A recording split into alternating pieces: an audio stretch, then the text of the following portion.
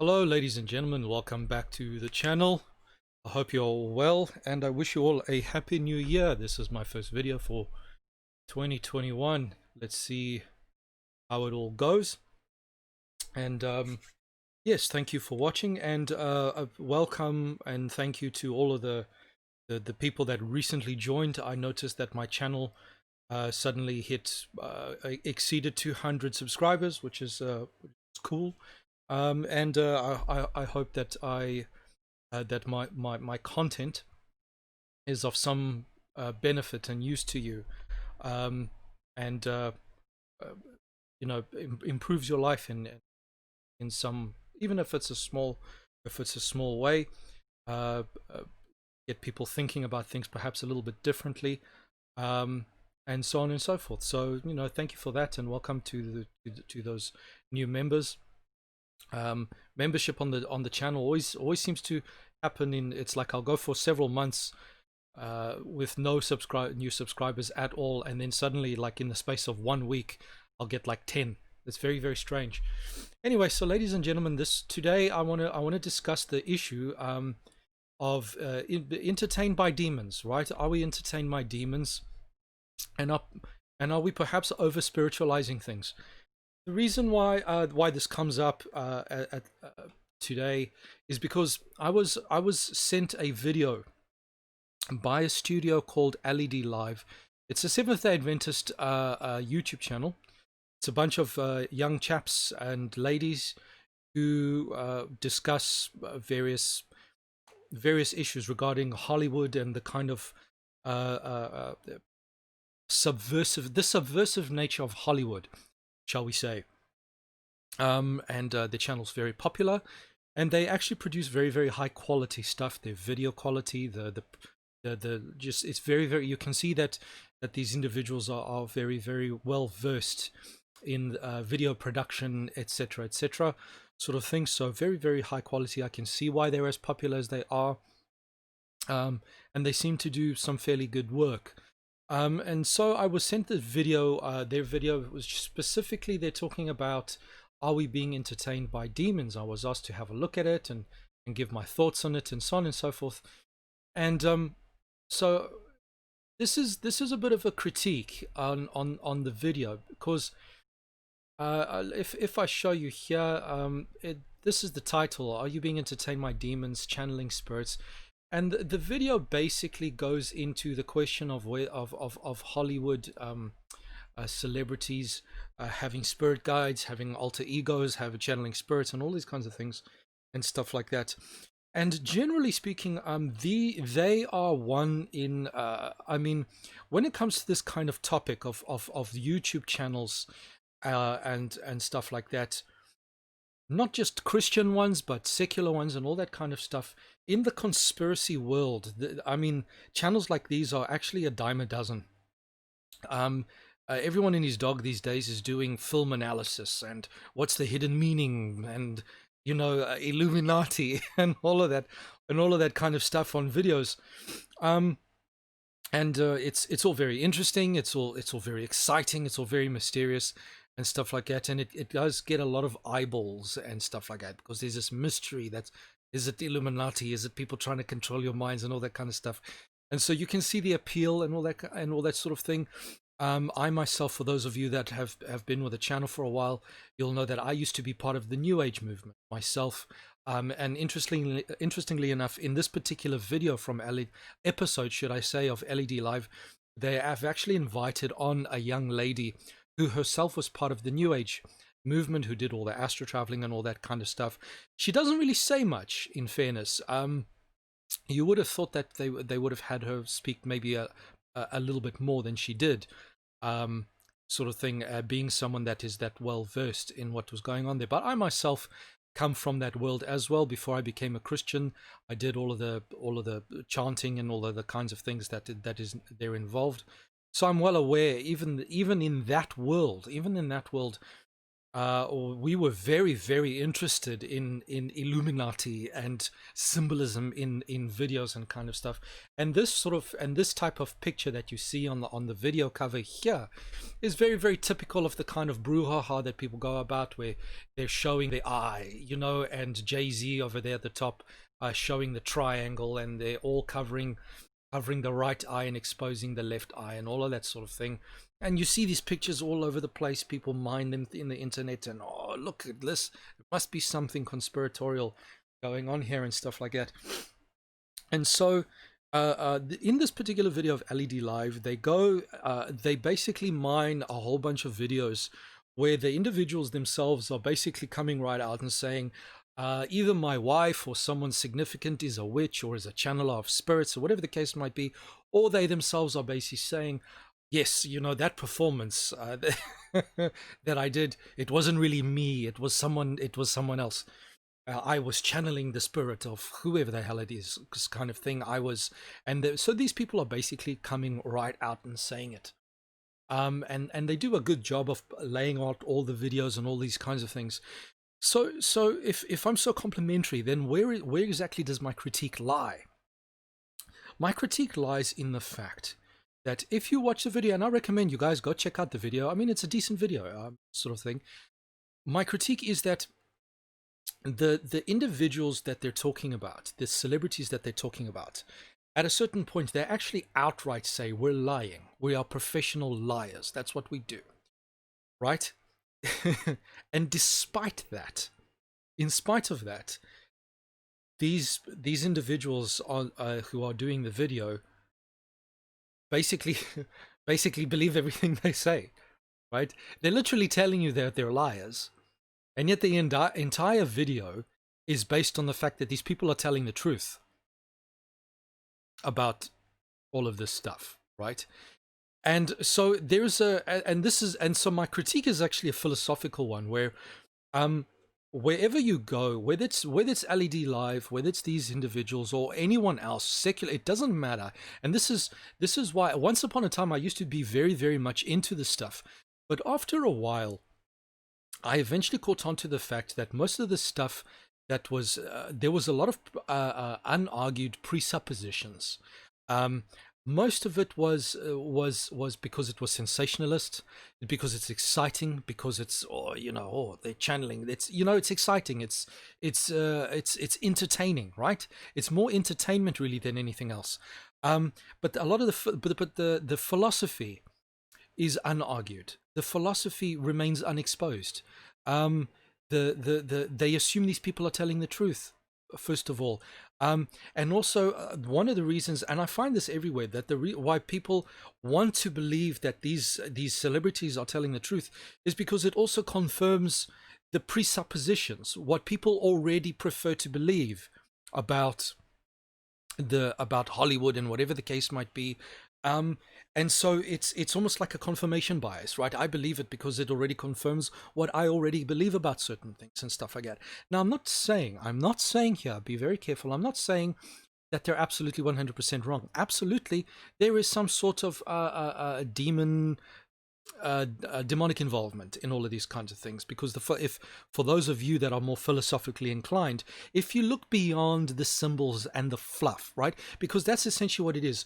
What you actually see on the movie screen is fluff.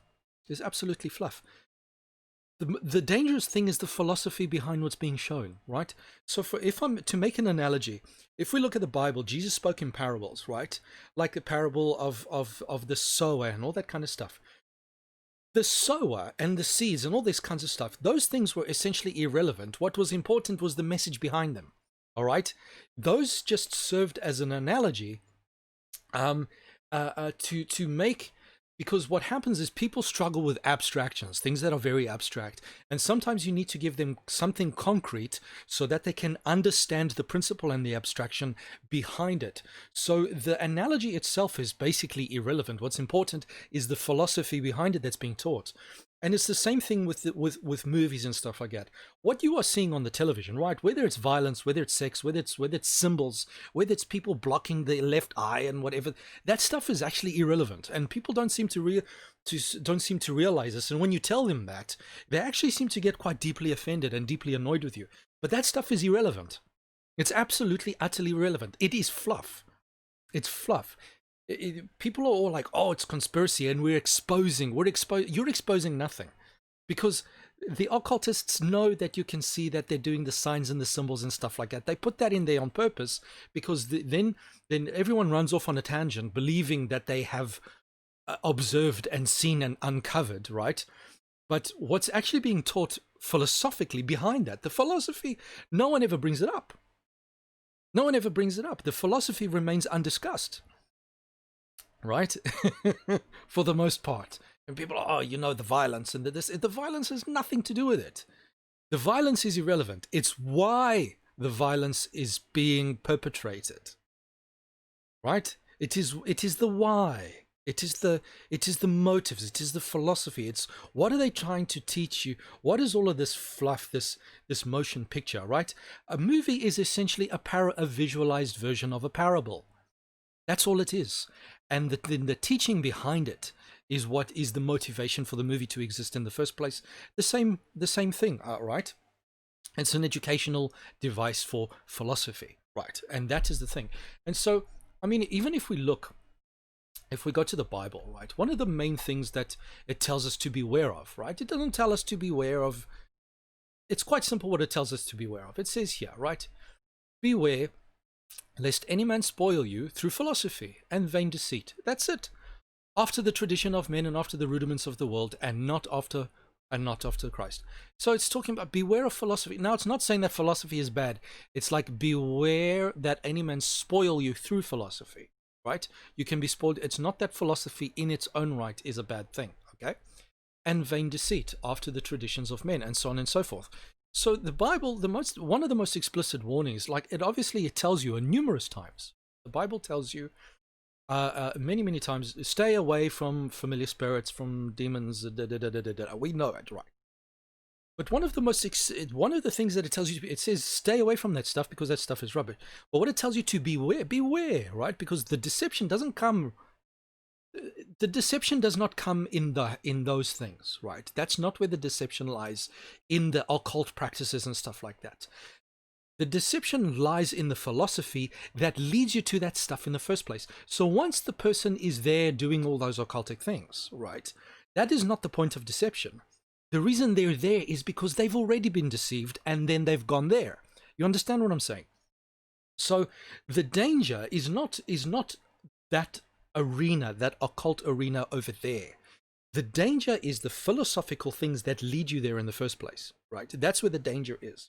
And I find that with all these movies and stuff like that, the people are talking about what's over there, but they don't really address or look at much on how these things are working to get people across the philosophical nuances, the presuppositions, and all of these kinds of things, the philosophical architecture that's actually getting people to these places, right? And here's a very, very interesting example, right? Like when we talk about and this is the problem, because demon possession is very, very exciting. It's sensationalist, right? It's there's high emotional salience when it comes to these sorts of things. But if let's go to Genesis and look very simply, right? How did Satan deceive Eve? Very simple, right? He deceived Eve through philosophy. That's it. Serpent was subtle, right? Than any beast of the field which the Lord had made. And he said to the woman, has God indeed said, you shall not eat of every tree of the garden? So his philosophy, this is sophistry here, right? And the woman affirms, yes, but we can't eat from that tree. And the serpent said, no, I've got a different philosophy. You are not going to surely die. And he says, and this is why he says, this is his substance. For God knows that in the day you eat, your eyes shall be opened and you shall be as gods, knowing good and evil. Now here is the danger. And this is the danger. The exact same tactic is being played today in the world. The exact same, because Satan is pragmatic, right? If it works, why change the method? Satan did not deceive Eve He didn't overcome Eve through possession and through funny things and magic and sorcery. I'm going to get to magic and sorcery and what that actually is. It's a lot more mundane than we believe, and this is the problem. People over spiritualize things. Not that nothing out there is spiritual, but you see that there is a dichotomous thinking in human beings where either everything is over spiritualized or everything is over physicalized, right? And you find that generally speaking, religious people tend to over spiritualize everything, whereas the atheists, they tend to over everything is just physical, right? Everything is explained by appealing to reductionist chemical processes, right? Everything is just chemical when it's not.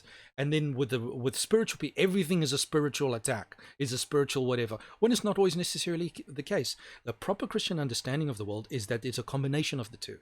And there is an interplay between the two. And sometimes the problem originates from the physical and affects the spiritual. And sometimes the problem originates from the spiritual to affect the physical. But there's an interplay. There's none of this dichotomous thinking, right? And that dichotomous thinking, that dialectical way of thinking, that there's always a dialectical tension between spiritual and physical, is actually very typical of a Gnostic way of thinking, where they spiritualize everything. And the physical is this, it's something we must be removed on. The physical is something that shackles us, right? It's a very, very Gnostic way of thinking. It's a very occult way of thinking, right? And many Christians, especially Protestants, and even many Catholics, fall into this trap where they over spiritualize everything. And this was even part of a conversation earlier this week that I was having with my elder, where there are certain problems in the church that never get resolved because people always spiritualize the hell out of everything, right? And so practical steps, practical measures, physical measures to get church discipline and things into place then never happen because everything is spiritualized away. It's like, come on, right? So for example, in the church, there's an individual who's a narcissist. Through and through, is an absolute narcissist. There is only one way to deal with a narcissist. Right?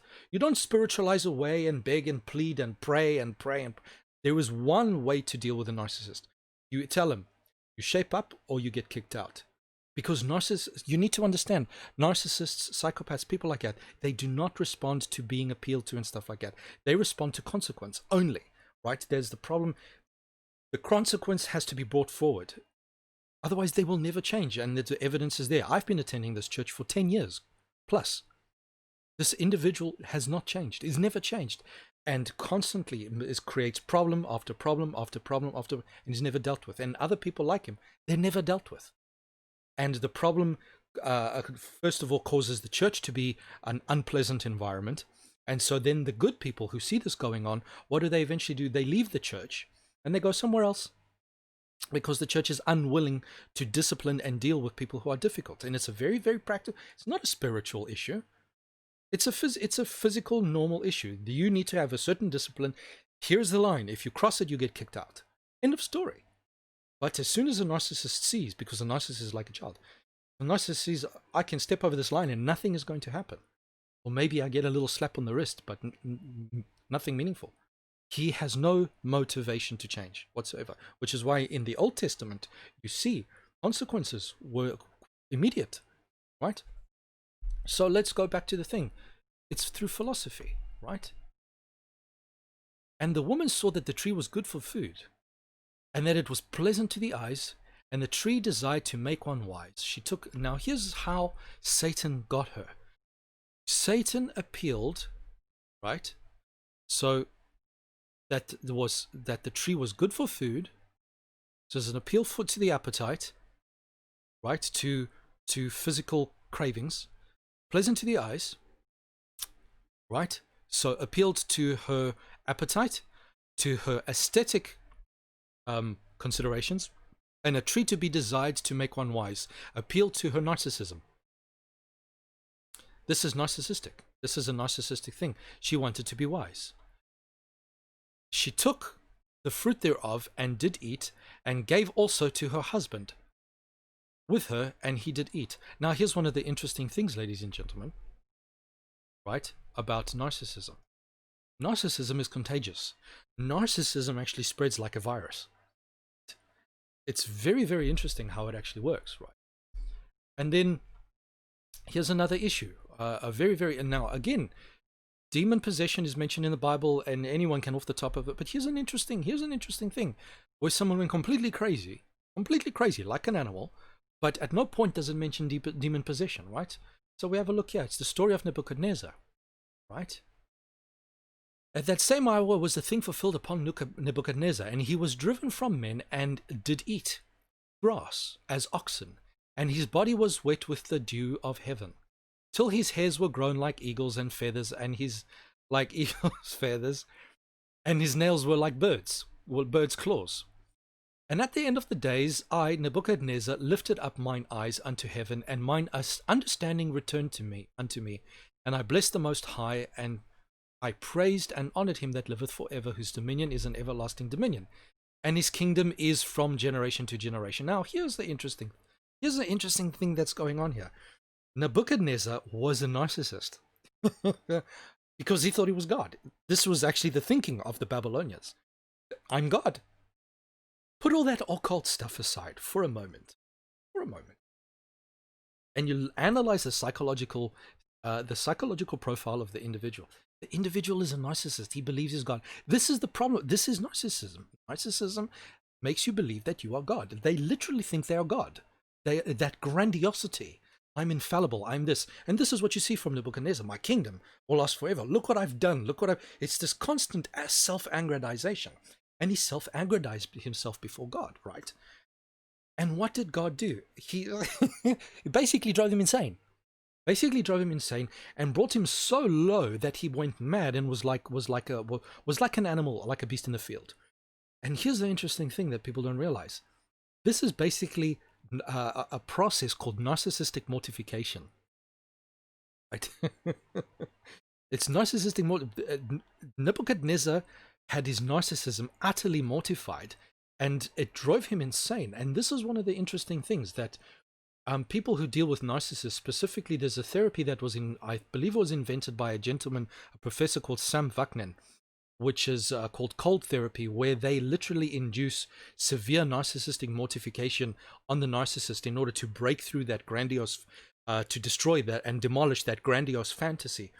And it is very dangerous. It can cause someone to go completely insane. It's actually a very, very dangerous process for the narcissist that is involved, that is going through this treatment sort of thing. It's actually very, very interesting, but there has to be a lot of people think, man, this is, and we often see this in the Bible where God brings a judgment or brings a consequence of an action, and it looks really, really severe, and we're like, wow, God is really mean. But what if unless you understand the clinical entity that is narcissism, this clinical entity, you will once you understand it, you will realize very, very quickly there is no other way. Right? There isn't a narcissist is so psychologically damaged that unless he's completely and utterly mortified, like a demolition, he needs to be demolished, brought low. That he won't change otherwise. And this is unfortunately what especially Protestants today fail to understand, because there's no church discipline unless there's very, very severe, sometimes in certain, obviously we're not saying apply this promiscuously, right? But in very serious certain situations, if there is not severe and immediate unapologetic consequences, the person will not change. And all you are doing is you are enabling the narcissist to remain that way. And I would go so far as to say that narcissist, if that narcissist loses his salvation, you are going to be required to answer. Why did you not apply discipline? Why did you not apply certain things in this person's life so that they could catch a wake up? Right? But we have this, and you see this a lot in the Seventh-day Adventist Church, because like most other denominations, they've become a bunch of pansies. We must love and we must preach the love. We can't do. You can't be judgmental. Become like everyone else in the Protestant world. This namby-pamby rubbish sort of thing. Yes, there's a time for softness and understanding, but then there's also a time. The Bible says there's a season, there's a time for everything. There's a time for softness and for understanding and for love and for care and all. Absolutely no problem. But there is also sometimes a time where the hammer needs to be brought down. Say, listen, this is the line. You cross it, you're done. Out. Simple as that, right? And we read in the Bible, Israel used to cast people out of the camp regularly. You either fall in line or you get lost, right? And again, it's part of this dichotomous thinking that people have. I was talking about it early on, between the spiritual and the physical. They have the same thing, right? Between those who want discipline and those who want compassion and understanding. You need both. But because we're humans and because we're stupid, either people want to over-discipline and they become tyrannical, or people are over-compassionate and become a bunch of gullible fools who get taken advantage of by wicked people, essentially, right? So you either have the tyrants, it's constant punish, it's constant hell and brimstone, it's constant, death upon you, sort of thing. And then you have the other side, which is weak and pathetic, and it's constantly, Jesus loves you, let me pat you on the back and tell you how wonderful you are as a person because I must build your self-esteem. Come on, right? It's like, get a balance, grow a brain and get a balance between the two. You need both, applied at the appropriate times. Now, we're getting to the point. We're going to get to the point. So what's going on here as far as I'm concerned? So here's the crux of the matter for me. The critique of this video is they tell the people, they eventually, these celebrities, Johnny Depp, I believe, and stuff like that, Shia LaBeouf and whatever, they eventually come outright and say, we are professional liars. This is what we do. We are professional liars. Nevertheless, despite this admission, the whole video is based on the assumption that what these people are saying is true, that they're not actually lying. That they're not actually lying, right? That's my first critique. Now, why would these people lie? These people would lie because they're narcissistic. It is fashionable, right? It is fashionable within the Hollywood, right? Within Hollywood, to say that you're channeling spirits. To be, and this is what people don't seem to understand, right?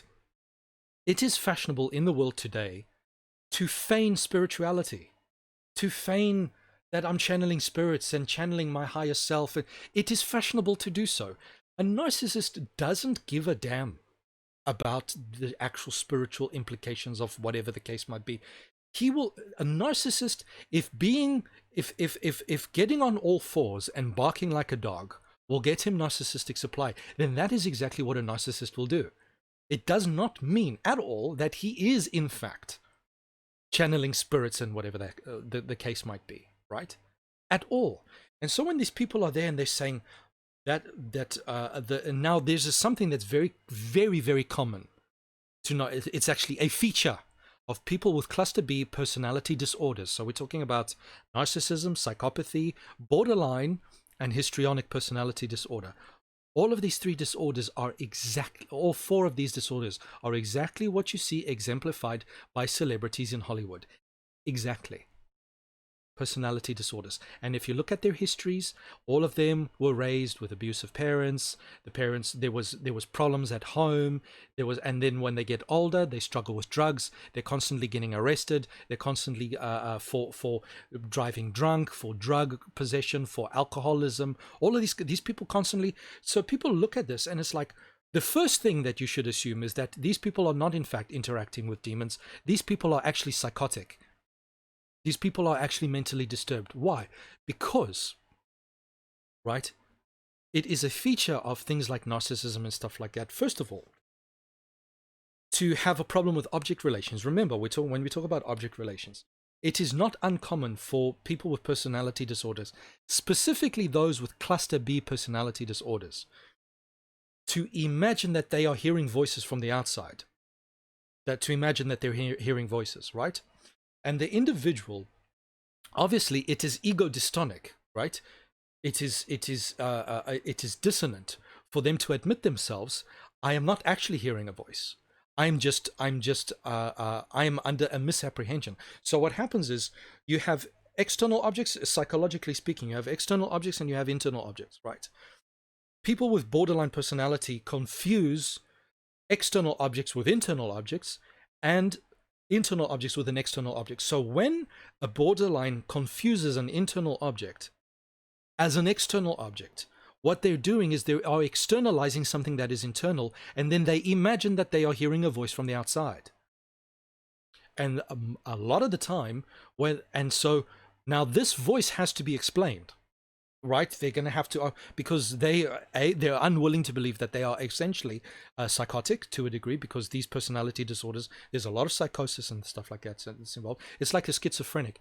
A schizophrenic person, when they see things that are not there, right, it's because they are externalizing that which is internal. The boundary between what is external and internal is not there. It's gone.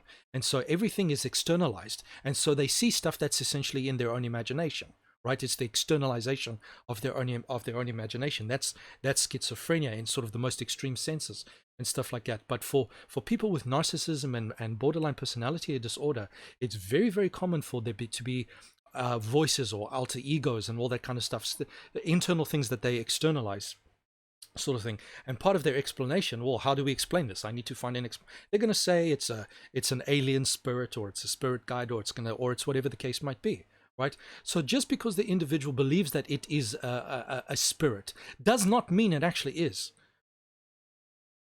And this is the problem with Christians, right? When we want to spiritualize everything away, is, for all you know, there's an individual over there with psychological problems that needs help. And you can pray as much as you want, but until you get this person to see a therapist, it's not going to change. This person needs psychological intervention, not 1,000 people praying for them. Right? They need the kind of compassion that says, listen, I'm going to get involved in your life, and I'm going to work with you to get your psychological state sorted out. I'm going to take you to therapy. We're going to have some sort of maybe ministry that caters to people with psychological disorders. So, for example, the Seventh-day Adventist Church is very, very good at having ministries that cater to people's physical needs with the health, vegetarian stuff, vegan stuff, exercise, all these kinds of things. But when it comes to psychological issues, they completely drop the ball. Absolutely 100% drop the ball. There should be ministries out there that deal with people with psychological issues in a proper systematic way, rather than just assume that everyone and his dog is demon possessed, which is absurd, ridiculous. Sometimes people are just crazy, right? And so there's all these people out there who need help and are not getting it, who are being dismissed as demon possessed. It's pathetic. It's actually, it boils my blood, because the kind of difference that you can make in this person's life by dealing with them and getting the treatment is extraordinary, right? And a lot of these people end up committing suicide, which is something you see with celebrities all the time. They die of drug overdose. They end up committing suicide, whatever the case might be, all the time. What do you think is going on there? It's not always demon possession, and it's like it's nothing but a confirmation bias to constantly always believe, oh, it must have been demons, right? And here's the problem, right? Because if we assume it's demons, it's dismissive, right? It's dismissive, and also people who don't actually care, oh, it's demons, therefore, I must pray about it. I don't actually have to get involved in the person's life to help them in any meaningful way, because that's difficult. That's hard. It takes time, right? No, I can just sit here in the comfort of my own home and pretend that I'm being a really, really good person by praying for them, right? Pathetic, right?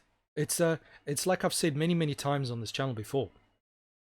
A lot of times with Christians, when they say, I'll pray for you, what they actually mean is, I don't give a damn. So I'm going to say one or two prayers for you, and I'm going to imagine that my duty is fulfilled, rather than actually getting involved in your life in a meaningful way to help you out. Because, that takes time, that takes effort. It's inconvenient, right? And sometimes it's traumatic, because these personality disorders are really, really, they're really disordered. What they're going through is devastating. It's very, very difficult to deal with these people and to manage these people and stuff like that. So here, let me show you a video, and you're gonna see. And all right, so that's my first critique. Okay, they assume that they're telling the truth, even though they're blatantly telling you they're lying, right? And the reason they're lying is because they're narcissistic, right? That performance was so wonderful that I could never have actually done it myself. That is called pseudo-humility. Fake, false humility is a feature of personality disorders. Fake humility. Because if I, through pseudo-humility, I say, I could never have done that. If a spirit, so I'm pretending to be humble by saying I don't really have the ability, but at the same time, I'm aggrandizing myself by saying, but because I'm so special and I have this special connection with my higher self and I'm so spiritual, that's how I was able to do this. So my performance was so wonderful, so amazing, so out of this world that it was of cosmic it was of cosmic significance. No human being by themselves could have done that. That's how amazing. Do you not see the self-aggrandizing here? My performance was so spectacular that no mere mortal could have done that unless they were channeling the spirits of the gods. I mean, come on. This is such a self-aggrandizing statement, and any narcissist worth his salt that takes himself seriously as a narcissist, this is exactly what they would do. It's exactly what they would say. It's exactly what they would say, and they would lie through the why? Because it's fashionable, because it's popular, because it gets them street cred, because it gets, it gets them interviews. People talk about them. Oh, who are they? Who is this? It gets them in the tabloids. It gets them narcissistic supply. When, in fact, none of it is true. It's just a narcissist self-aggrandizing. That's all it is. And the idea that people would not be able to put on these performances unless they had the assistance of demons is rubbish. Is absolutely rubbish. It just shows how little people understand about the capacity of the human being to have a psychotic episode. Right? Because again, it is a feature of these personality disorders for the individual to have completely, and for the individual's emotions to so overwhelm them that it can actually drive them to suicide. Right? And acting is actually a means of sublimating those emotions that are generally out of control in the person who is psychologically unbalanced. It is actually a way of sublimating those overwhelming emotions into a constructive avenue where they go on there and they perform a particular role, a particular scene, where they allow their emotional state to completely run away with them, and they actually enter into what's called an altered self state sort of thing. So what happens in people with these disorders is they have many different self states, and this is actually normal for the average human being. We all have different self states. For example, the person who you are at work is different from the person who you are at home, is different for the person you are at church, etc., etc., etc. And this is not a bad thing. It's not because you're being false or because you're being fake, but it's because the different spheres, right, require different things of you as an individual, right? And so you essentially have different self states in each one of these things. The difference is that the self states aren't so disjointed that they're disconnected, right?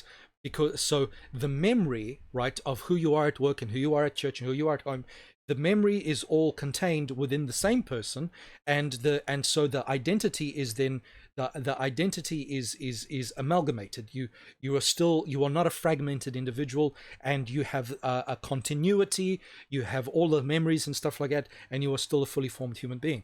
The problem with people with personality disorders is that their identity becomes fragmented. So who they are at work and who they are, so all of these different self states are not connected to the person. Right? They're disjointed. So even the memories do not carry over, do not cross over, which is why often when people are dealing with a narcissist, they believe that narcissist gaslights you, right? Where the narcissist will do something in one situation and then later on be absolutely adamant that he never did what he actually did. And the reason is because because the different self states are not connected in the identity. What he does over there is actually not, when he switches to a different self state, that self is discontinued along with all of the memories associated, right? It's almost like a repression of the memories when he switches to a different self state. So it's not that he is denying what he did over there, is that he actually doesn't remember. He doesn't have access to those memories, right? And it's the same thing with people with borderline personality and all that kind of stuff, where the person, the identity, the ego, or lack thereof sometimes, if you talk about a narcissist, there is no ego. The individual is fragmented, right? And the different pieces of the person do not communicate with the other pieces. It's like you take a glass, like a vase, and you shatter it. All of the pieces of the vase are part of the overall vase, but the vase is no longer in one piece to form one unified identity thing. It's all shattered all over the place, and the pieces are not joined together. And that's literally what's going on. So when the individual is saying, no, I didn't actually do that, it's because they can't remember.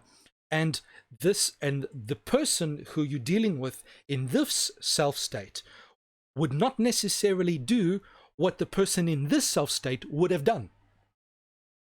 So when the person is saying, no, I wouldn't have done that, they're actually being honest. Because when they are in that state, they would never actually do what they're being told they did. But when they're in that other state, they would have. Right? So when you look at like Beyonce makes it quite clear that she's one person on over here, and then when she's on stage, when the cameras roll and all, she changes, right? She's altering into a different self. She's not being demon possessed. She's entering a different self state, right? Beyonce is most likely a shy narcissist, right? It's a clinical term. She's most likely a shy narcissist, right? And the Sasha Fierce is just a different self state. It's a coping mechanism and stuff like that.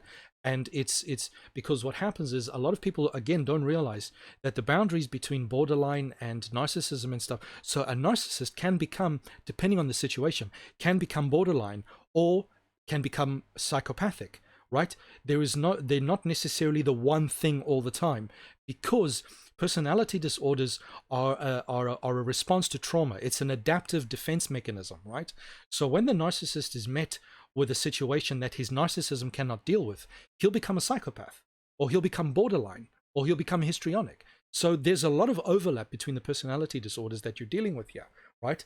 So when Beyonce is, or when she's off camera, she's one person, but when she's on camera, she basically becomes histrionic, right? Shaking her ass all over the place, being sexually seductive. That everything that Beyonce is on camera is very, very typical of a woman with histrionic personality disorder, or even borderline, right? There's a lot of crossover there because they're hysterical, their emotions all over the place and all that kind of stuff, and they're just going, they're sexually inappropriate, seductive, all these kind of very, very typical of someone with histrionic personality disorder, right? Those are literally histrionics. And most of the women that nowadays, when you look at them on these music videos and stuff like that, that's literally the monetization of histrionic personality disorder, literally.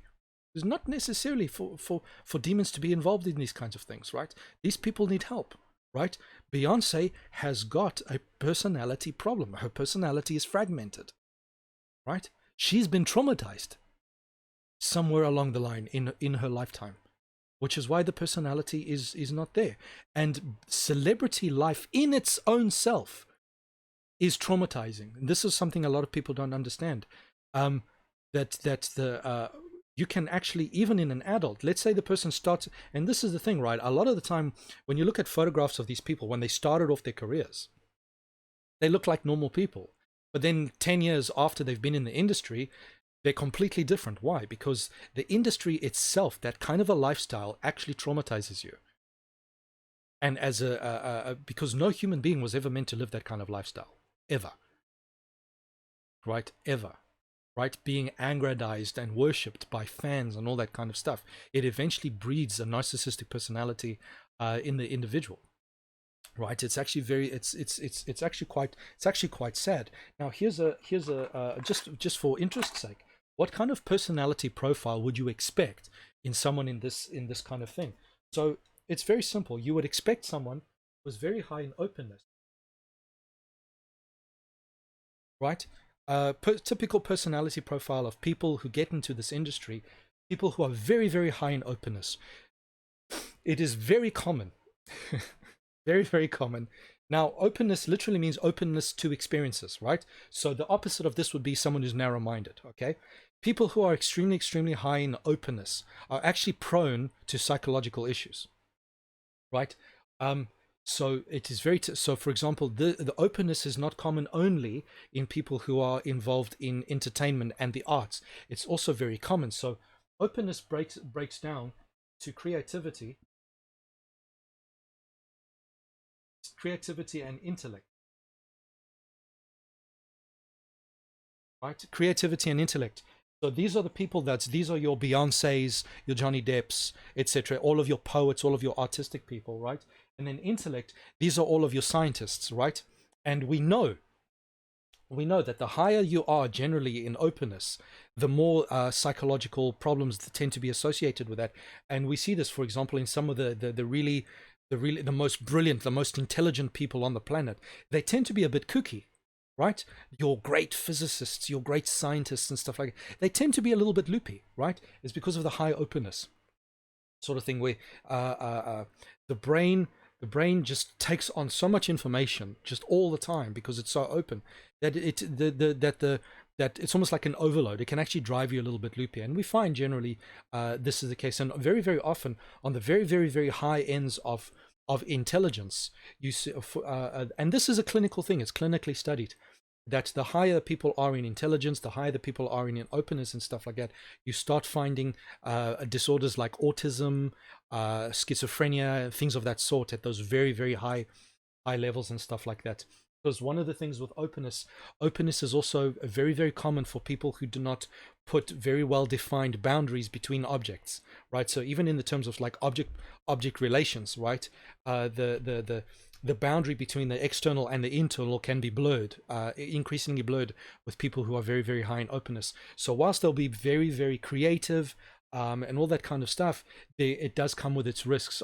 So a lot of people want to be very, very open, but being highly open does come with many risks, just like being very narrow-minded comes with its own risks as well, right? So when you look at people who flock to become to go into the arts like that, you have people who already have a predisposition to mental illness because their personality profiles are already primed, are already leaning that way, right? So high openness is one. The next one will be high extroversion.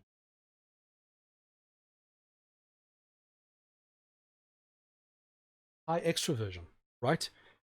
The higher you are in extroversion, the easier it is for you to perform in ways that are completely unlike you,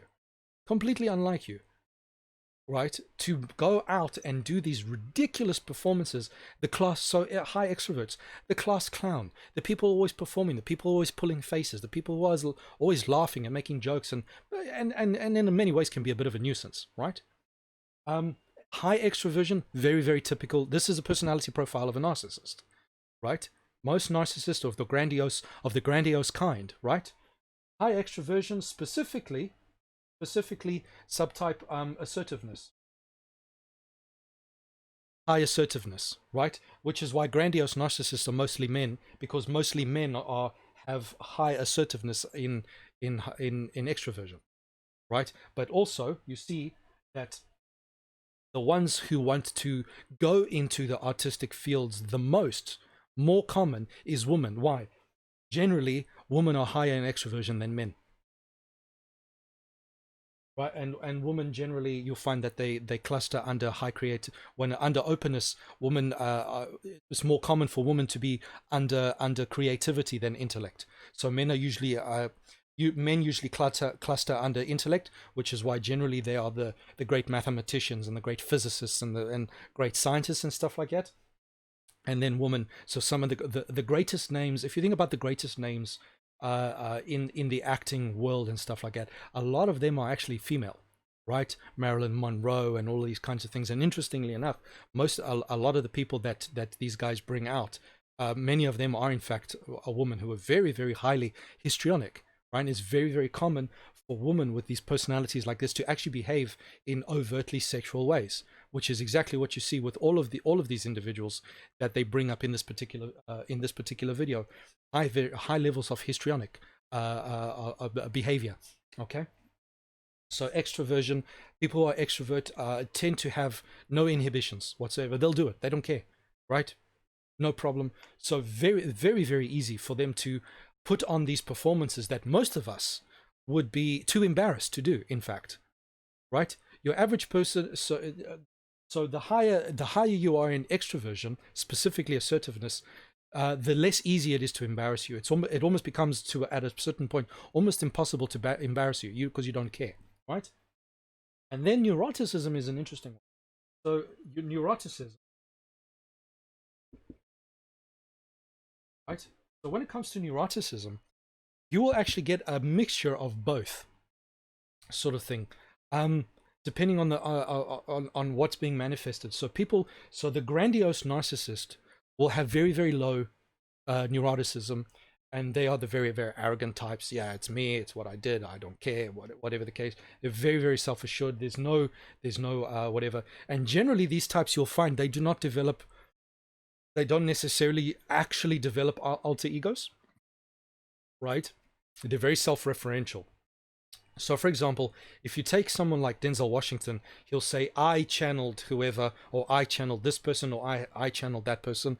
They're not necessarily saying that they're consulting a spirit or whatever the case. It's very me-centered, right? It's in me, through me. It's a self-aggrandizing. Whereas someone like Sasha, like Beyonce, she will say, I am taken over by Sasha Fierce. That will be someone who's high neuroticism. So basically, the high neuroticism is also more typical of women. So the higher you are not in neuroticism, even if you're highly extrovert, the neuroticism means that you're easily embarrassed. So Beyonce is most likely, if you had to get her privately and stuff, embarrassed by what her alter ego Sasha Fierce actually does, right? And you find generally in women, because of that high neuroticism, they generally want to disassociate from the thing which embarrasses them, that causes them from things that are ego dystonic, which is why women will go out looking for sex, for example, but can't do it unless they've got alcohol to disinhibit them. And then what they will do is when they have come out of that alcoholic induced stupor, they will do one of two things. They will either say, I didn't remember, or they will say, it wasn't me, or they will say, I was raped, right? Because they're trying to distance themselves from the responsibility. It wasn't actually me. It was. So they want to bring a distance on that thing that causes them embarrassment or causes them shame, right? And so you see, watch the video again at how these people are talking about these things, and you see these things come up, right?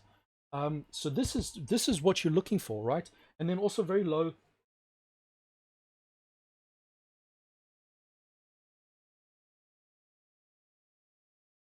Right?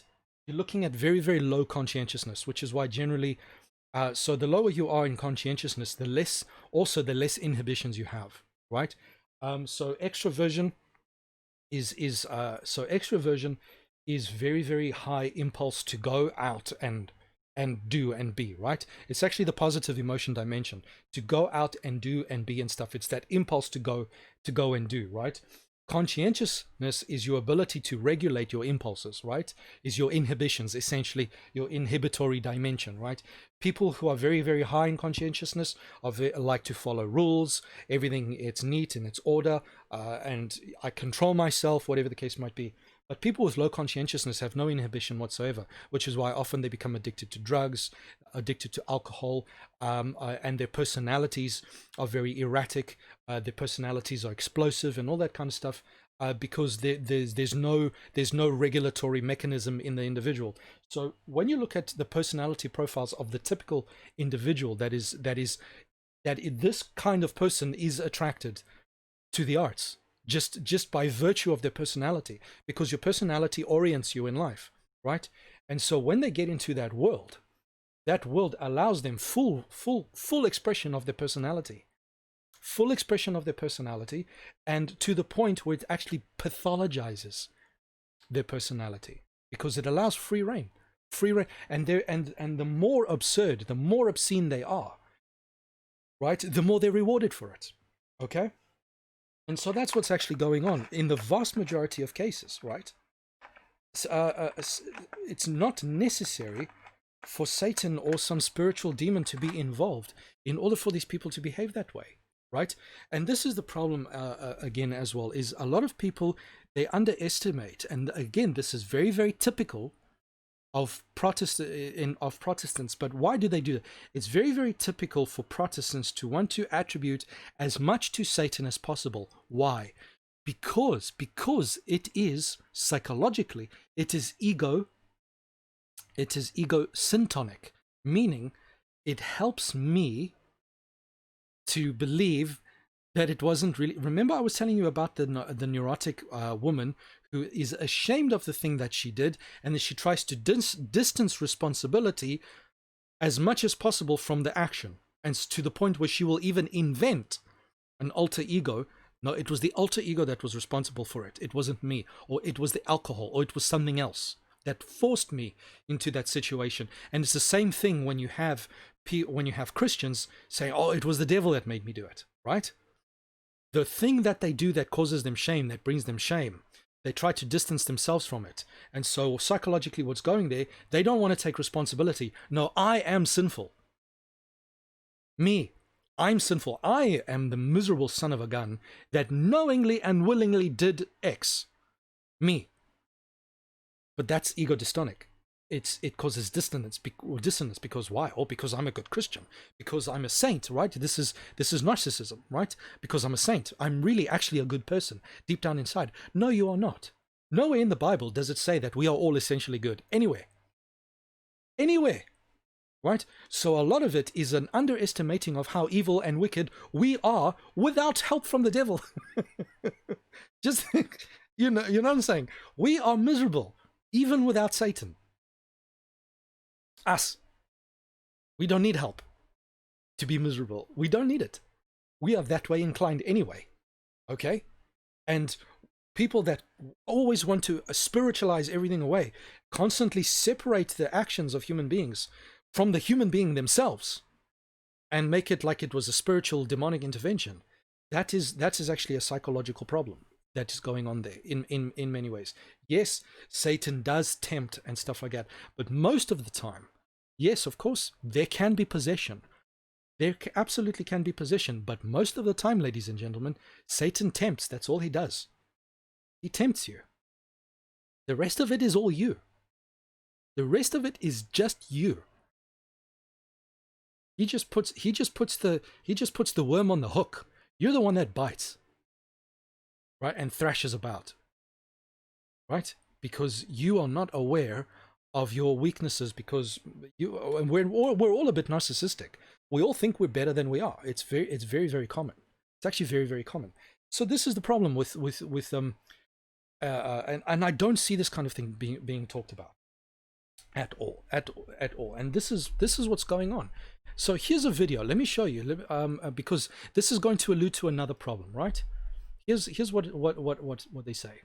Weekly writes about you that you are a generously unvain actor, so appealing in midlife spread. In other words, you had to gain some weight and kind of channel this kind of sadness, really. Yeah. It's very powerful the way you do it, because it's about a guy who redeems himself, who finds basically redemption. Yeah. Who are you channeling? Were you channeling Christopherson? Johnny Cash comes to mind? Yeah, a bit, you know. Okay, so here's the problem, right? When they say when this little clip is over, they immediately say, "Oh, they're channeling the spirits of these people, Johnny Cash, whoever the case might be." They are assuming that they know what the person means when they say channeling. Now, it is possible they could literally mean, I am literally channeling the dead spirit of Johnny Cash, whoever the case might be. But there's a very, very high chance that this is not actually what they mean, right? What it means is, like, I've watched videos of the person I'm supposed to imitate. Yeah? And because of in the English language, we only have so many words that we can use, right? And this is why you need to be philosophically competent when you are doing things. So if you go into a debate, for example, one of the first things you do in a debate is you define your terms, right? Because every single word in the English language has, right, semantic range. One word can mean more than one thing, right? And when you and one of the main avenues of misinformation, misunderstanding, false information is that we assume that we understand what the other person means when they use a particular word. And this, again, is a problem that is so consistent within not only the Seventh-day Adventists, I just see it all over the place, right? Where they play word association games. Is that all they're doing? Oh, he used the word channeling, he must be a Satanist. Maybe you're assuming what he means when he uses the word channeling. It might just mean, I went and I studied videos of the guy, right? And by channeling means that I don't behave in that way, because obviously I'm not that person, but I watched him and I'm imitating his mannerisms, his way of talking, and that's what I'm channeling, right? It doesn't mean he's actually saying that, literally saying he's been possessed by a spirit, right? You are assuming. And you are assuming, because why are you assuming this? Because it satisfies your presuppositions, your pre-commitments that this must be a demonic thing. It's sensational, it serves your agenda, right? He might mean something. I've used that word.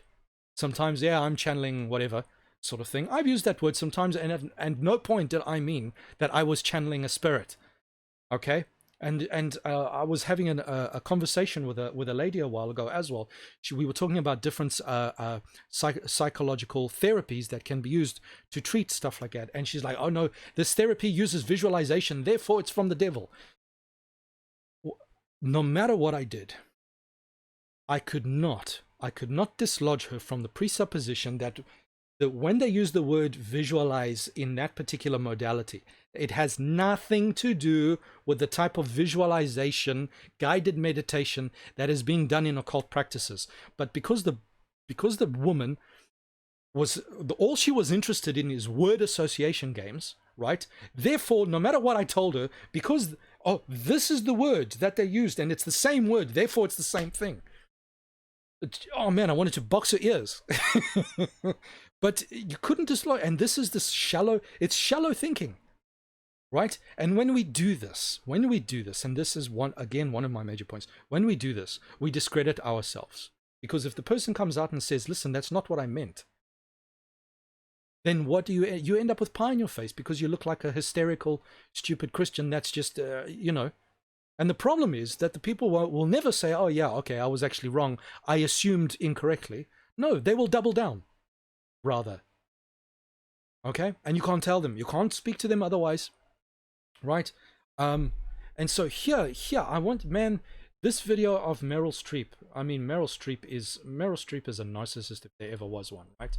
But look at her face and pay attention to just observe, right? And see how the arrogance ooze from this particular individual. Were you channeling Christopher? Just watch, okay? Johnny Cash comes to mind. Yeah, a bit, In my long career, look at her eyes there. Played so many extraordinary women that basically I'm getting mistaken for one. And right, it's just such pseudo humility. It's unbelievable. I'm very clear about the fact that I'm the vessel for other people's stories and other women's lives. I try to. Right, and it goes on from there, right? It's actually, you know what? A guy who redeems himself, who let's watch that redemption. again. In my long career, played. Were you channeling Christopher? Johnny Cash comes to yeah, mind. Watch her eyes. Watch her eyes. In my long career. Oh my goodness! you just want to smack her. It's like the pseudo humility that Meryl Streep is basically exhibiting in this thing is just so typical. This is so typical of grandiose narcissism. It is unbelievable. This is pseudo humility for the lives. I'm being mistaken for a great woman, right? Come on, right? And this is the thing again, right? if you look at the psychological literature, they have found, again in studies, that rates of narcissism are exceptionally high. There's an exceptionally high prevalence of narcissism within the movie industry and within politics and stuff like that. They've actually done studies on various different industries to see what kinds of personality disorders seem to be more prevalent, what kinds of industries seem to be attracting people with personality disorders and stuff. And they found that the movies, so celebrity, any industries that produce celebrities, and politics, extraordinary high number, right, for number of narcissists and stuff like that. And interestingly, if you look at surgeons, right, so surgeons, people who go in and cut you up and remove your organs and do whatever the case might be, very, very high prevalence of psychopathy amongst surgeons, interestingly enough, right, sort of thing. So the industry just attracts these kind of people. Okay, it just attracts. So there's nothing, you know. Yes, there might be someone over there might actually be possessed by a demon, but in the vast majority of cases, this is not the case.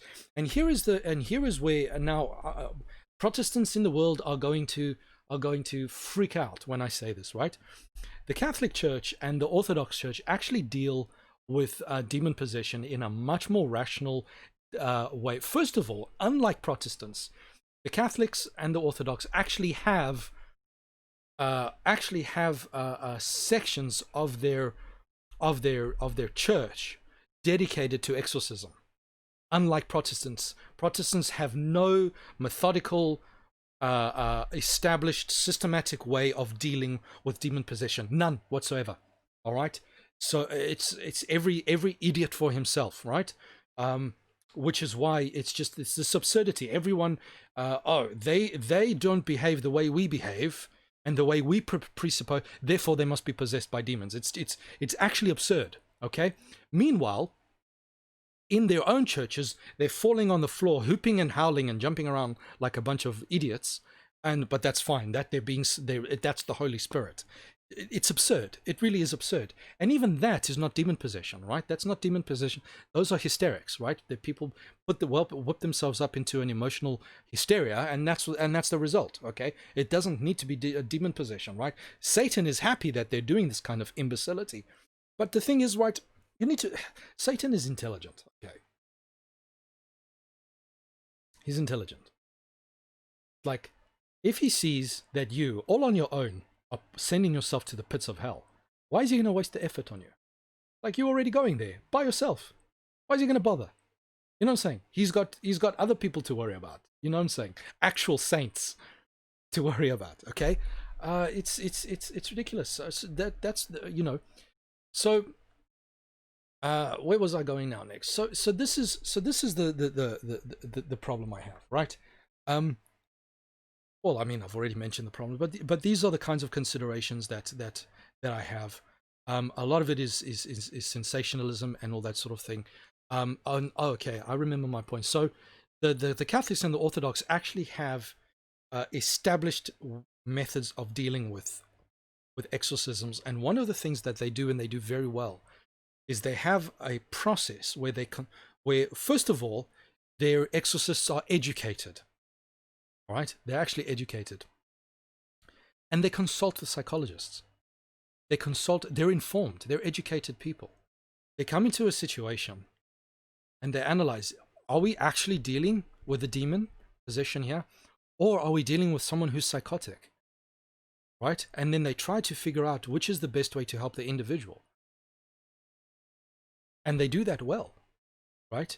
And how they go in is they always first assume that the individual is not actually demon possessed, because actual demon possession is not as common as people think, right? Their first assumption is that the individual is psychologically disturbed because there's been some trauma in their life, because there's been some, and it's usually trauma. I mean, that's basically what causes these things. It's trauma, right? It's trauma and a personality that predisposes the person towards a specific type of of personality disorder or psychotic behavior, or there's a genetic component and stuff like that sort of thing. And so you can then pray until you're blue in the face and perform your exorcisms and carry on. It's going to make, if someone has got something either physically, brain damage wrong with them, or some kind of personality thing that they need counseling and stuff, you can pray until you're blue in the face. It's not going to help them. Right?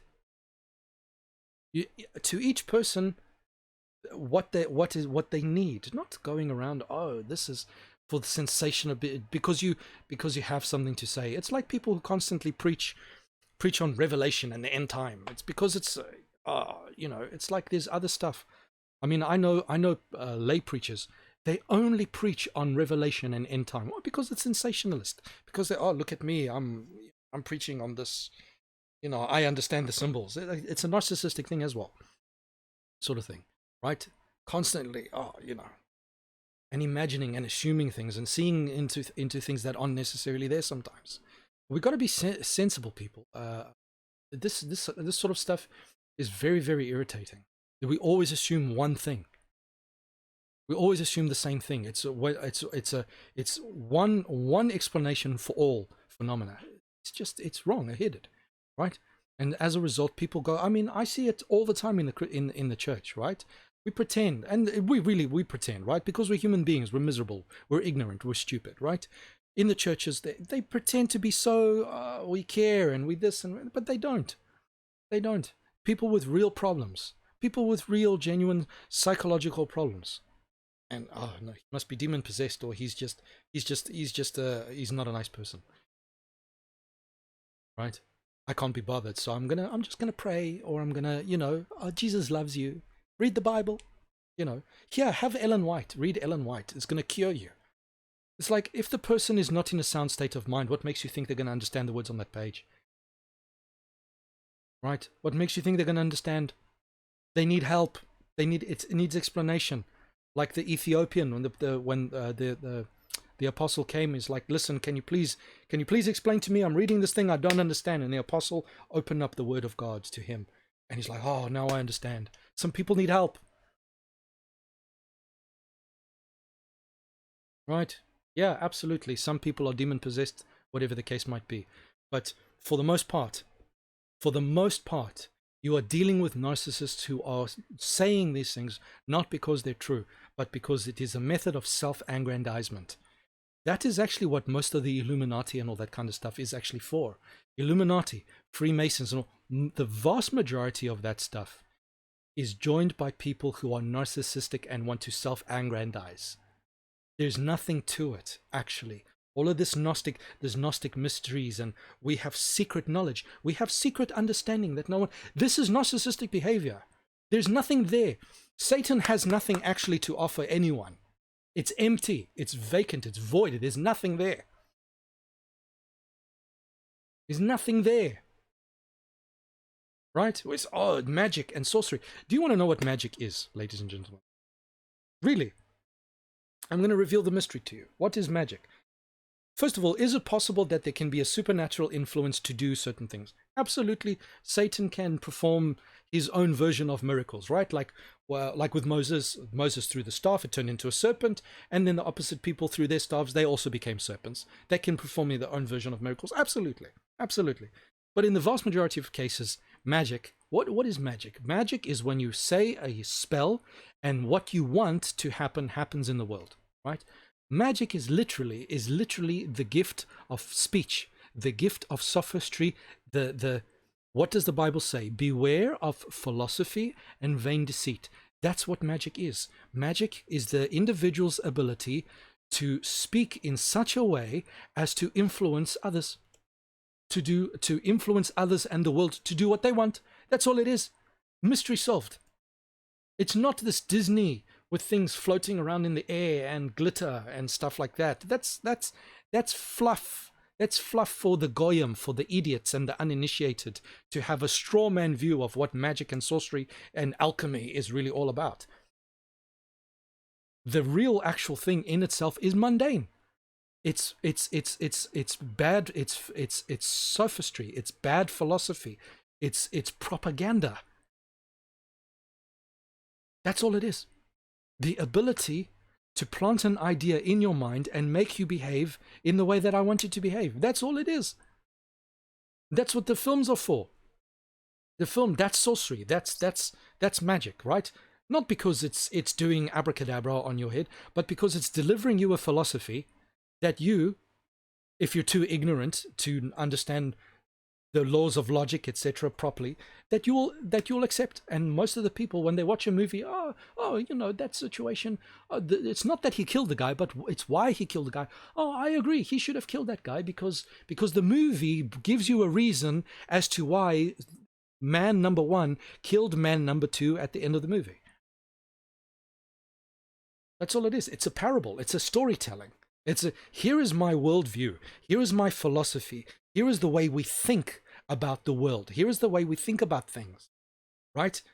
And the whole world looks at this stuff and I agree with that philosophy, and we're now going to behave accordingly. Boom, there's your magic. There's your sorcery. The whole world is now behaving in the same way, not because they've all been possessed by demons, but because they've been possessed ideologically. They've accepted false ideas. That's all it is. All of this mystery, these secret handshakes, these symbols, these signs, these, oh, look at, we are elite. And people are talking about, whenever I flash a sign, people, the newspapers, oh, and the person's, oh yeah, look, they're talking about me. It's narcissistic. That's all it is. I'm going to be a member of a society, and we are the elite. We are the special ones. It's narcissistic. It's narcissistic. It's egotistical. It's, nonsense is what it is. Yeah, some of them are in fact dangerous. There are people who are very high up, who have agendas and stuff like that wish to direct the world in a particular way. Obviously, that's happened in every generation, in every era that we've ever known. Napoleon, Alexander the Great, all of the Caesars, they all try to maneuver the entire world in their image. Of course, because that's what narcissists do, right? Absolutely, and they're dangerous people. They're willing to kill, they're willing to murder. Why? Because they're narcissists and because they're psychopaths. Of course. But all of that mystery, most of it is garbage. Most of it is fluff, nonsense, self-aggrandizing garbage that these individuals engage with because it makes them feel important, because it gives them narcissistic supply. Look at me, I'm above everyone. You are all ignorants that don't know what I'm doing. Right? It's the reason why people are attracted to the New Age movement, because the New Age movement literally gives you narcissistic supply left, right, and center. It's why damaged people always end up in the New Age movement. Damaged, resentful, narcissistic, borderline people always end up in the New Age, because it tells you you're wonderful. You have a higher self. You can become God. Of course. What narcissist doesn't want to be God? What borderline doesn't wish that she could be God? So that all of her troubles, all of her emotional instabilities couldn't go away, so that she could feel secure, so that she could feel like she has an identity. It gives her an identity. I'm a witch, I'm a whatever. And being a witch it gives me power, right? That's why feminism is just borderlines trying to gain power because they feel powerless. That's it. That's all it is. That's all it is. There's no mystery, right? There's no mystery. It's more mundane than you think it is, and people build it up to this, it's so mysterious, it's so it's rubbish, right? It's rubbish. It's all fluff, nonsense, psychologically disturbed rubbish, mundane, and we're treating it like it's actually more than it is, giving credence to the stuff that's nonsense, right? Building it up in the minds of people like it's some big deal. Yeah, it is a big deal in the sense, yeah, these people are losing their salvation and stuff like that. But it's not a big deal in the sense that it's not actually a big deal because it's vacant, it's empty, it's devoid. It's Satan offers you nothing but emptiness at the end of the day, ladies and gentlemen. There's nothing there. That's why I left the New Age movement, because at the end of it all, when you get to the rock bottom, you realize, you know what? There is nothing here. It's all just ornamentation around an empty vacuum. That's all it is. Right? There are so much more important things to talk about than to constantly go on about who made the latest evil eye symbol on the celebrity. It's celebrity gossip is what it becomes after a while. Celebrity gossip. Oh, look at what those celebrities there are doing. You know, oh, look at this movie. This movie is teaching evil stuff. Well, duh. And why wouldn't they? Right? Why wouldn't they? If we were Christians and we produced a movie, we would put Christian morals and ethics. We would put Christian philosophy into the movie, wouldn't we? Why wouldn't they do the same thing? It's not a conspiracy. It's like when people want to create stuff, they put in their moral philosophy into it. It's just what people do. It's not a conspiracy to, oh, we're going to... I mean, they're trying to evangelize the world just as much as we're trying to evangelize the world. Big deal. we're acting like this is some sort of the strange thing. It's not. They're trying to evangelize everyone just like we are, right? And more often than not, when they all these movies, first of all, they always, oh man, they always, oh, this movie's got a Christ figure and that movie's got a Christ figure, and they see Jesus in all the movies, which is not true, right? Not every occult movie has a false Christ figure, you know. Some of it is just, you know, but they always look, oh, it's a Christ figure. It's a and then the actual philosophy of the movie is they're blind, completely blind to. Why? Because they don't study philosophy.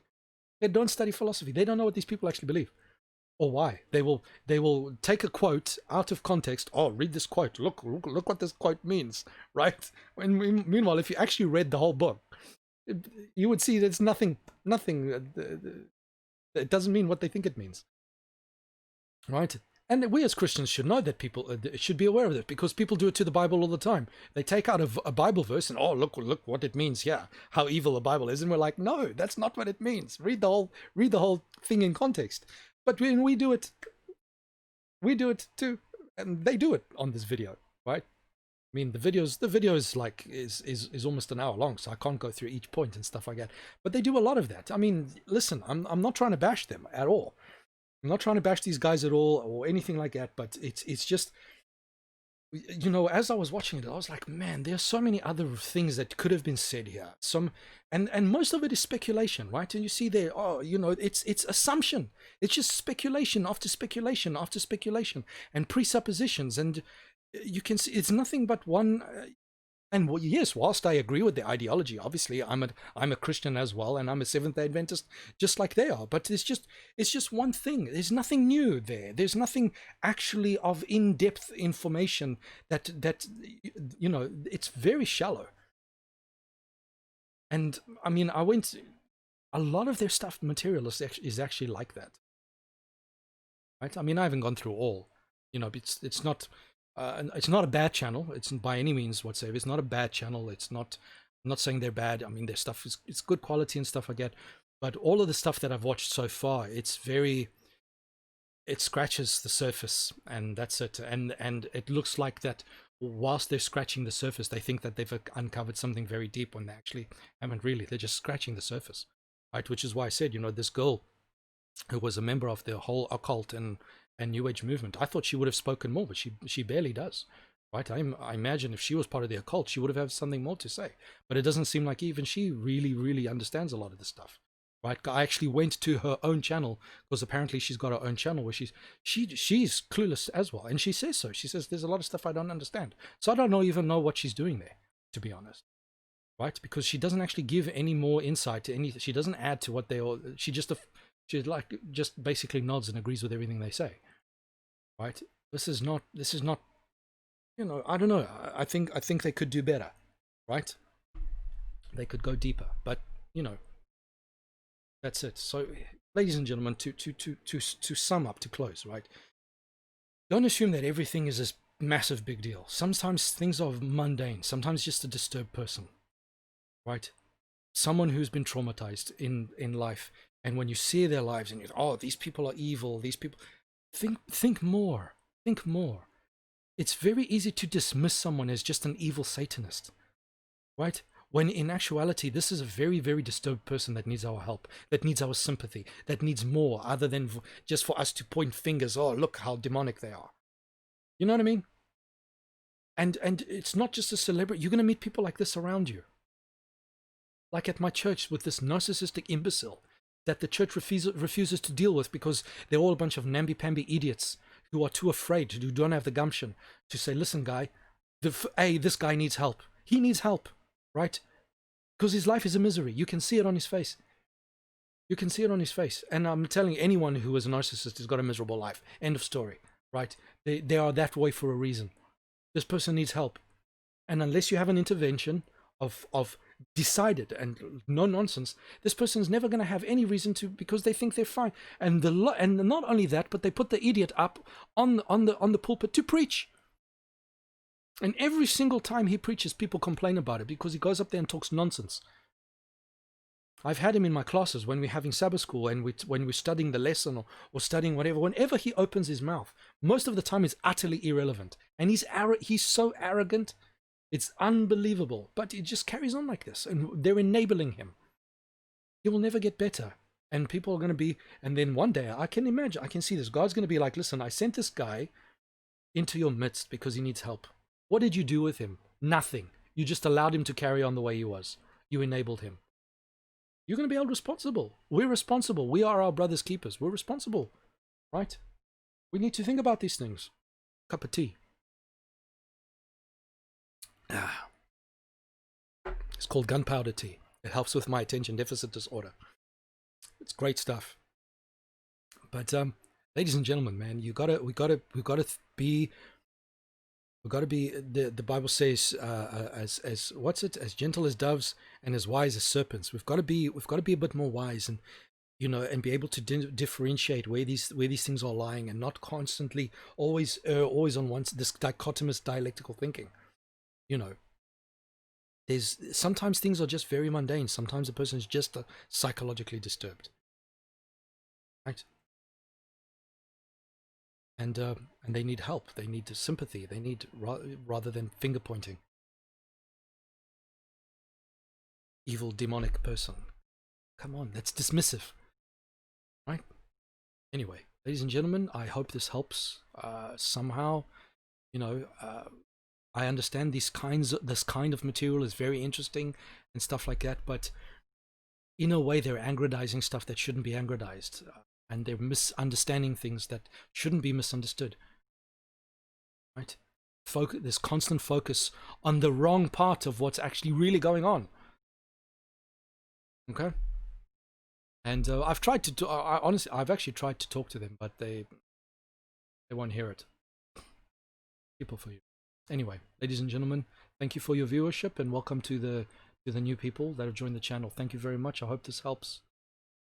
Comment down below. Let me know what you think. Let's engage in. I like talking to people.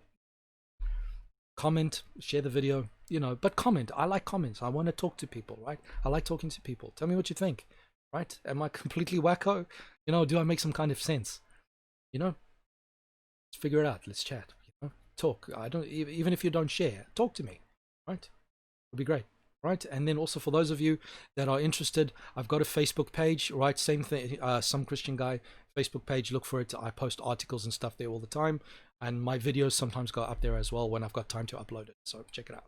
Right. Anyway, cheerio. God.